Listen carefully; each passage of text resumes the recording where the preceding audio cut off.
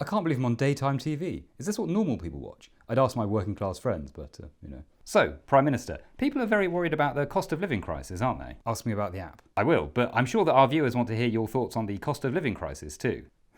Well, one of my priorities is to halve inflation. How will you do that? It might be a bit complicated for your viewers. Our viewers are pretty smart. Really?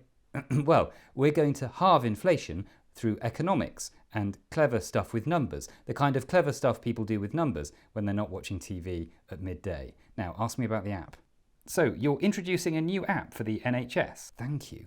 Yes, you'll be able to choose which hospital to go to, which doctor you want to go to, even which operation you fancy. Think of it like Tinder for health. I wanted to call it Hinder. So will this help reduce waiting lists? Absolutely. Or at least make it feel like it's your fault if you can't get an appointment. So same difference. Now, the new immigration figures came out this week and they're much higher than you promised. How do you feel about that? Numbers are too high. Bit like inflation.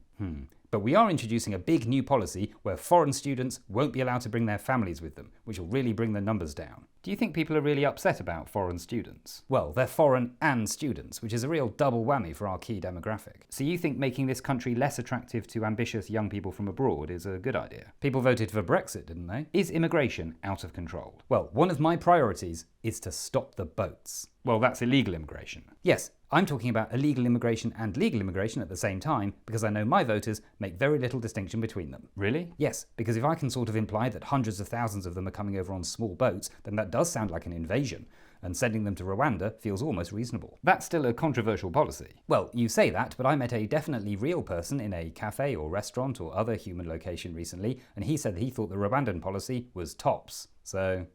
Now, is it true that you like Jilly Cooper? Oh, it's unclear how you got that information. I can't believe how relatable it makes me seem. So you do like Jilly Cooper?